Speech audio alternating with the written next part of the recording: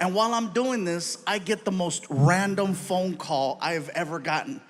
My publicist calls me up and she's like, Gabe, Snoop Dogg is looking for you.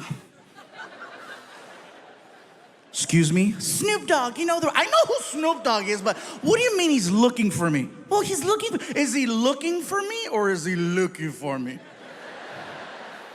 He's a fan and he wants to interview you. Oh, cool, sounds good. What is it? I think it's some type of podcast. I'm in. Can I bring Frankie? Absolutely. Cool, so I hang up the phone. I'm excited, I want to tell my son. I'm like, Frankie, I'm walking towards your room. I'll be at your door in 3, 2, 1. Hey, all right, you're dressed. Good, come on, let's go. Where are we going? Watch. We get in the car. And now we're off on this adventure to go do an interview with Snoop Dogg. You guys, let me tell you something. We get to the neighborhood and we're lost. The GPS says we're there, but we're lost. We're looking for a house and there's no house, just a big building. And so I'm like, this doesn't look like a podcast, really? So I pull up to the security gate. Tap the button on the wall. Security desk, can I help you? Hey, security desk, my name is Gabriel Iglesias, and I think I'm here to do an interview with Snoop Dogg. Okay, one moment. Oh, okay, this is it. Good, good. I'm so excited. Snoop Dogg? This is gonna be cool, right? Sir? Yes. Yes, hi. There is no Gilbert Ignatius on file. What? Could there be another name? Another name? I don't know. Fluffy, maybe? And the gate starts to open. I'm like, oh my God, I'm officially in the rapper's world because my real name doesn't mean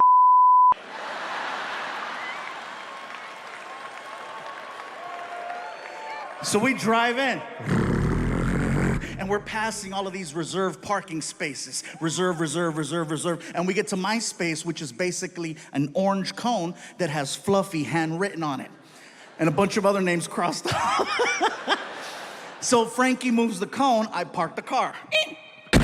We walk into the building. My publicist is waiting for me, right? And she's like, Gabe, you made it. Frankie, how are you? Listen, I just finished talking to Snoop. Wow.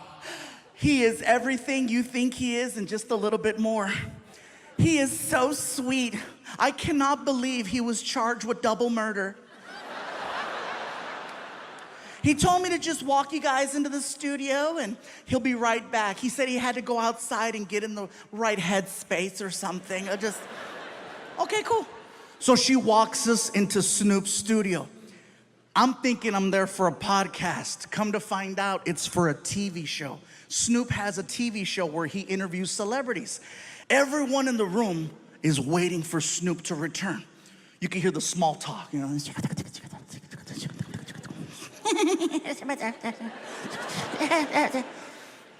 All of a sudden, everyone stands up. And I'm looking around like, what's going on?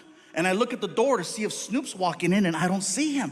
And I could see my son. I don't realize it, but Snoop is entering the room through a different door. I don't realize it till like the last second. I'm like, what do you? Oh! So I jump up, I push in my chair.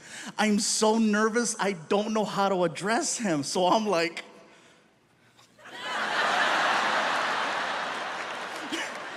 I felt stupid.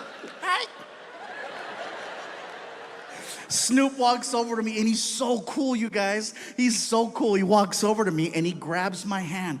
He's really strong. He pulls me in and he says, yo, what it do, baby boo? How you feel?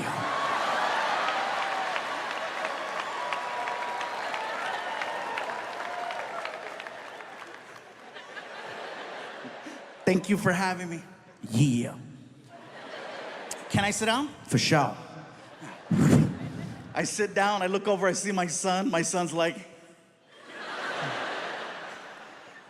The difference between Snoop's show versus any other talk show I've ever done is that usually there's a person, like a producer or a director, who comes to you and gives you information, like how the show begins, topics you're gonna cover, how you go to commercial, how you come back from commercial. I've spoken to no one. Snoop just starts talking. And at some point, they hit record. I'm waiting for action or a buzzer and something. Snoop just starts talking to me. Yo, what up, Big Fluff? Big Fluff? Oh, that's hey. Yo, you like music? Snoop, I love music. I love your music. Yeah, that's what's up. He opens up a laptop computer and then he hits play. And the next thing I know, we are listening to hardcore Mexican banda music. I mean hardcore.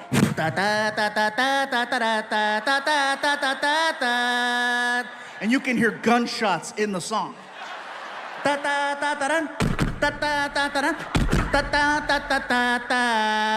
And then a cow. And the whole time Snoop is like, I love it when he go moo. What?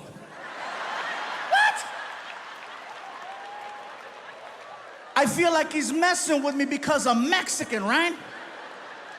So I called him out. I said, Snoop, do you understand what you're listening to? And he said this, and it scared me. He said, gangster recognize gangster. The reason why it scared me was because he was telling the truth. We were listening to actual Mexican cartel songs that don't play on the radio. And the fact that he knew that, the fact that his level of street knowledge in another language was that on point, I said, I gotta shut the hell up. Don't speak unless spoken to, that's the code. Next thing I know, Snoop reaches under the desk and he pulls out the biggest blunt I have ever seen. Oh, this sucker was huge. As soon as he pulled out that freaking blunt, I got excited because I wanted to grab my cell phone, okay? I wanted to grab my cell phone so that I could take a selfie of Snoop in the background being Snoop. So while I'm fumbling, trying to get my phone, Snoop starts talking to me again. Yo, Big Fluff. Yeah, what? Hit that while I hit this.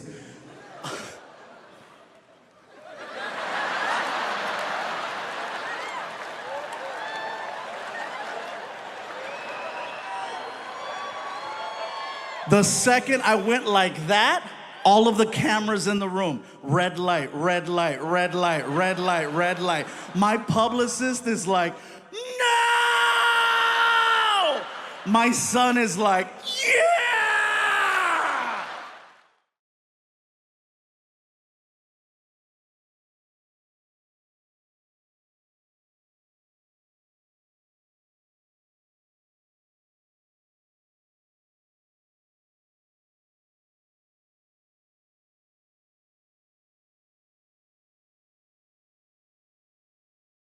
Gabriel, don't you ever think about working out? I think about it all the time. All the time, watch. Guess what? I didn't like it. It sucks. Gotta move, you know. Let's get physical. You try to watch TV, they got the Bally's commercials. I hate those stupid commercials because they never have fluffy people in them. Everybody's already in shape, you know. Everybody's buff, everybody's all slim and trim, you know. I want to see a commercial with a fluffy guy on there on a treadmill, just heaving. Next scene, he's on the floor. Help him! Bally's.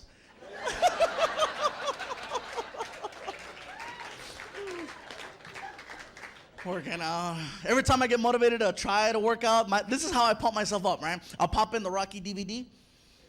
Because the music, you know, you get the whole...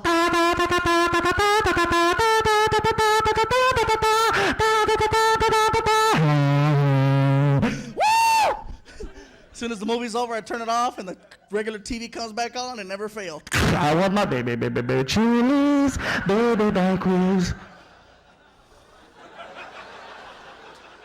Oh, that's a sign.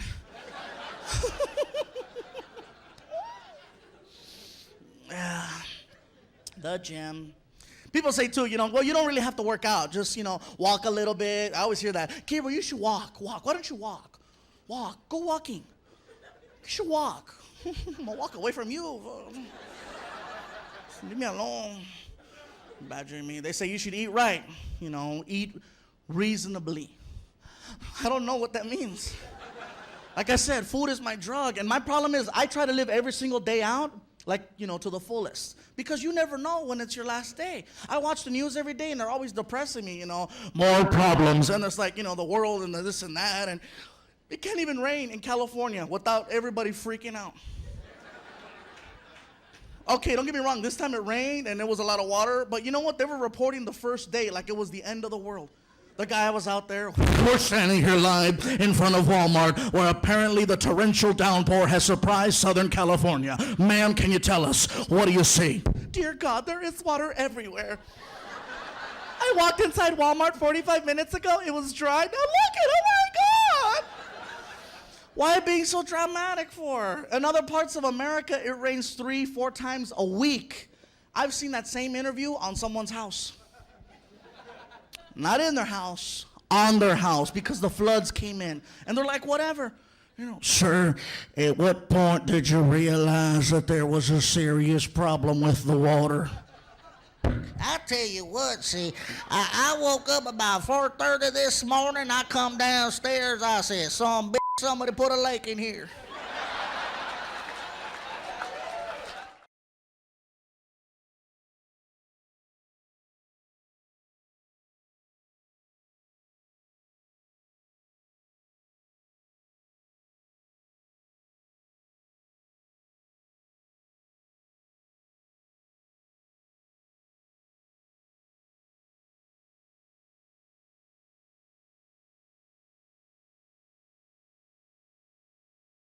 I am super excited, you guys. Let me tell you, this is our 19th year coming to Chicago, okay? 19 years. The first time I came here, I got a chance to meet some people, and they says, you know what, Gabriel, have you ever been here? Have you ever been to Chicago? Like, no, it's my first time. They said, well, we'd like to take you out to eat if you're down. And I'm like, well, hello. I am very down. They took me to a restaurant called Portillo's.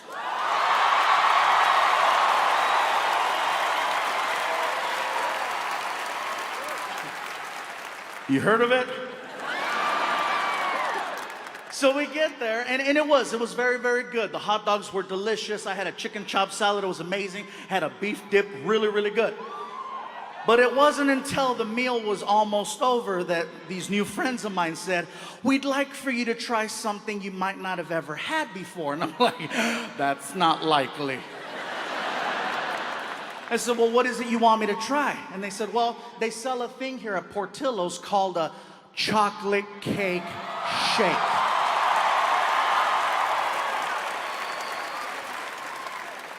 I said, you had me at chocolate.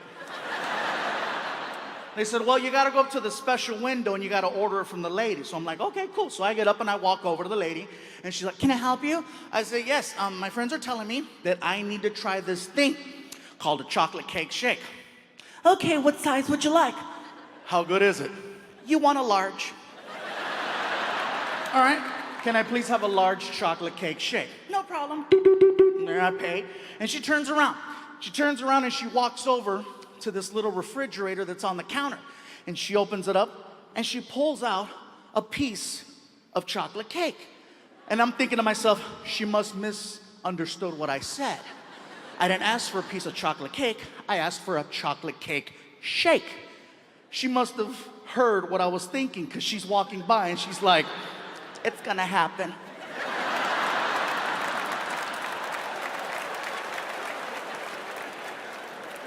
She walks over to the blender, she takes the freaking lid off, and she just looks at me and does this. And I was like, no. And she's like, oh yeah. She pours it and she hands me this like 44-ounce chocolate shake, which is way more than anybody should be drinking. The straw was so thick you could almost fit your thumb in it, okay? So I grab the shake and I begin to attempt to drink it. So I'm just, and I can see the shake coming out.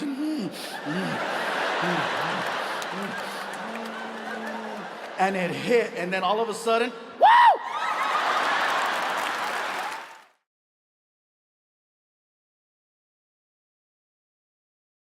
I keep coming back to alcohol, huh? I keep having these issues with it, you know? Like, I got loaded one night, and I don't know what happened. I accidentally wound up at this dance place. Gentleman clubby place, right? I wasn't driving, it was an accident. We pulled up to the place, and I knew where I was at. Even when you're drunk, you could be drunk and blind. You know where you're at, as long as you hear, you know.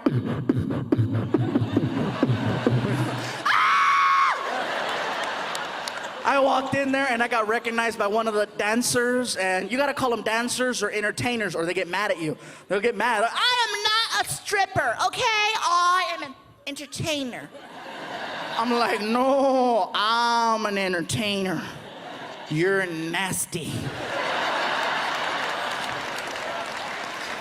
Some girl recognized me. She's like, oh my God, I know who you are. You're famous. And I'm like, oh no, oh no. And some other dancer who's spinning on a pole overheard famous, and she stopped. Just.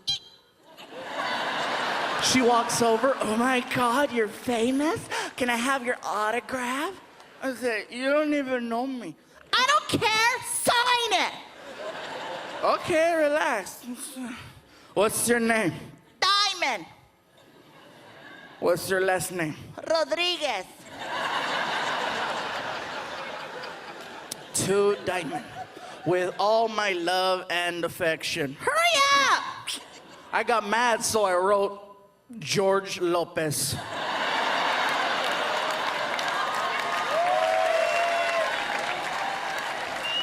I was drunk. I didn't care, right? I'm all loaded. She freaked out. She's like, oh my God. Oh my God. You're George Lopez. I can't help it, you guys. I was so drunk, I did this. I said, I know, huh?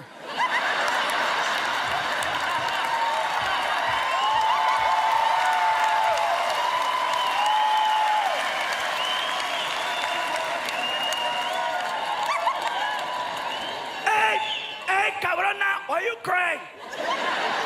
Why you crying? Mira, muy chingona, I cry.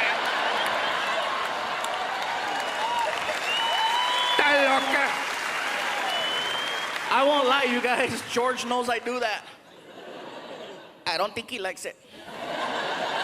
I've done that to a couple of other people, you know. I did that to Paul Rodriguez, and Paul was cool. Paul was really cool about it. He was like, you know, Hey, I heard there's a guy out there who knows how to talk like me. Is that you? I said, Yeah, that's me. That's pretty good. I said, I know, huh? hey, can you do Mencia? Da-da-da.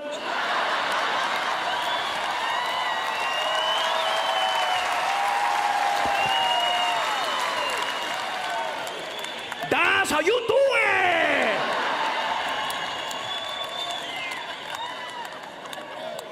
Now, Carlos knows I do that, and he gets mad at me because he goes, you gotta do it better. So I get a letter in the mail from my old high school, and it's like, you know, time for the reunion. My girlfriend saw the letter. She's like, ooh, your reunion. I go, yeah, my reunion. When is it? When are we going? Actually, I was going to take my friend Tony because, you know, we went to high school together. He's my best friend since high school, so I was going to take Tony. You're going to take Tony instead of me. That's what's going to happen, huh? You're going to take Tony instead of me. Your girlfriend, you're going to take Tony. No. It's okay. It's okay. You take Tony, okay? And I hope you have a great time. Oh, thanks. I knew you'd understand, baby. I love you. Don't ask too many questions, you know what I mean? So my buddy Tony and I, we go to a high school reunion. We get there early, too early. There's nobody in the banquet hall. So we go upstairs to the bar area. We're watching a basketball game. Everything is cool until some guy recognized me. Hey, you're the comedian. What's up, dude?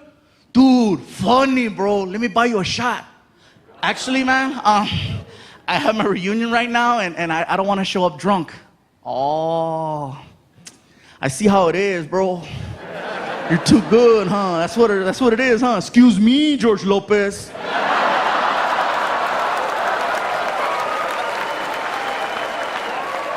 Let's do the stupid shot.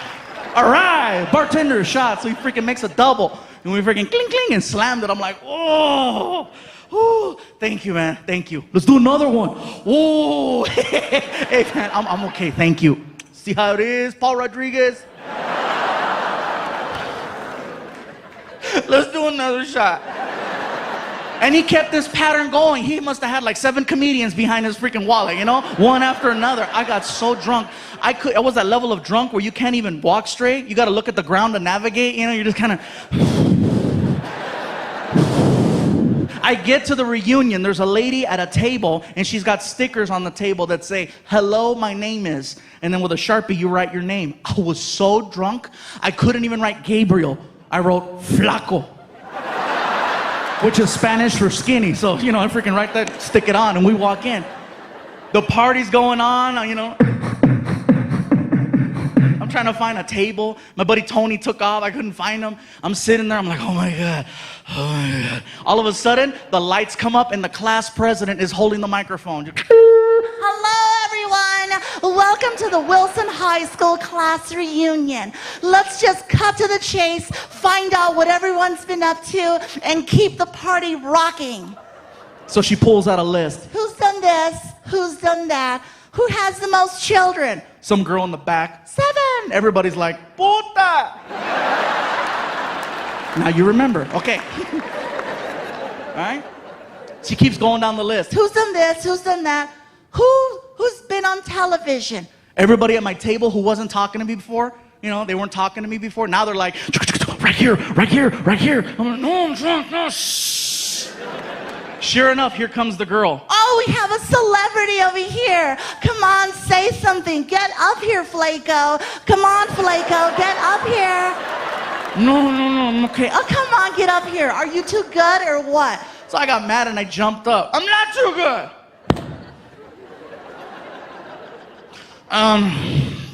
Everybody, my name is Gabriel Iglesias.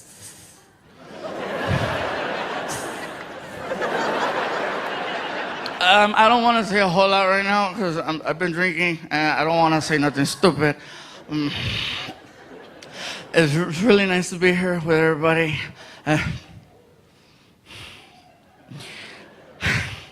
I see 2 girls here tonight. 2.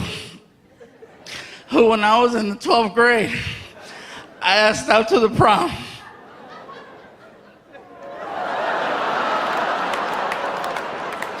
And they said no. But you know what? It's okay.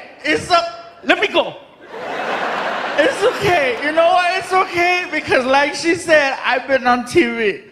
And you 2 girls who said no, you got fat. One of them yells out, You're fat too. I know I'm fat, but I was fat in high school. I kept my figure, why couldn't you?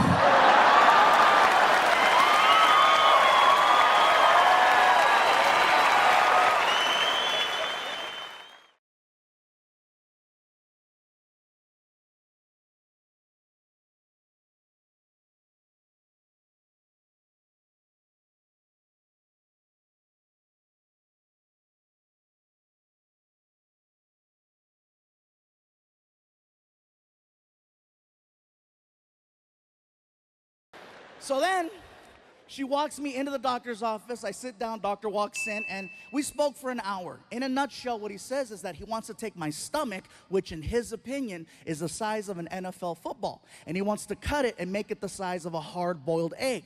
Therefore, you only eat this much and you lose weight with time. Problem with gastric bypass is that if you don't stick to their program religiously, not only will you not lose weight, you will gain weight. And you'll have a series of complications. And then he asked, do you travel a lot? I'm like, I'm on the road 46 weeks out of the year. He goes, this is not gonna work for you. I'm like, I agree, I like 2 eggs. I said, well, what should I do? He goes, I don't know, but this isn't gonna work. So I left the office, I was bummed out, you guys. I get in my car, I was so depressed because I'm like, someone told me I got 2 years to live. Surgery's my last hope. And so I started crying. I was sad, I was in the car, I'm crying. I'm like, what the hell am I gonna do? And the only thing that could cheer me up was a drive-thru. And I know that sounds crazy. Some of you are like, Isn't that what got you in that position to begin with? Yes, but it's the only thing that made sense. There's a reason why it's called comfort food. Think about that. Anytime you see someone eating a burger, they never look sad. They always look happy. You might look sad walking in, you might look sad walking out, but when the actual event of eating a burger is happening, life couldn't be better. That's right. My girl told me that I make sounds when I eat burgers. I didn't know. Apparently I do. I'm eating a burger and I'm like,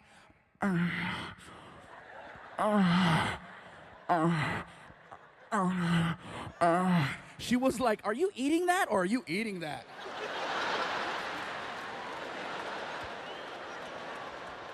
Think about it. Who's sad when they're eating fast food? I'll tell you who's sad. The person eating a salad watching someone eat fast food. That's who's sad. So I pull up to this fast food restaurant with a big M on it. And the guy in the speaker's like, may I help you? And I'm crying. I'm like, you have no idea. What I eventually wound up doing, you guys, is I started low carbing. Now, I am not eating healthy by no means, okay? I still eat fast food every single day. And people question it. How do you eat fast food and lose 100 pounds? I'll give you an example. I'll go to a burger place and I'll order a double cheeseburger. I won't eat the bread. I won't eat the onions, the tomato, the ketchup. I'll eat the meat, the cheese, the mayo, the mustard, and I'll order up to 3 with like 3 diet sodas. And people go, that's unhealthy. The cholesterol's gonna kill you. I agree. But guess what? Cholesterol's gonna take 10 years to kill me. Diabetes is gonna do it in 2. Right now, I'm winning by 8.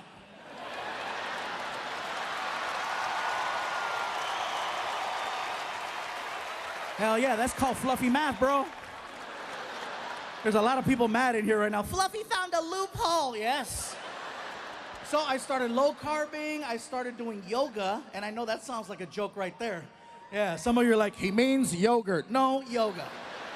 Freaking DDP helped me, and then I started lifting weights, and it's kind of hard for me, guys, because now I have people at my shows telling me, we're noticing there's a little difference. You're a little less fluffy. What's gonna happen if you keep losing weight? What are we gonna call you? What are we gonna call you? I lift weights, call me Buffy, I don't care.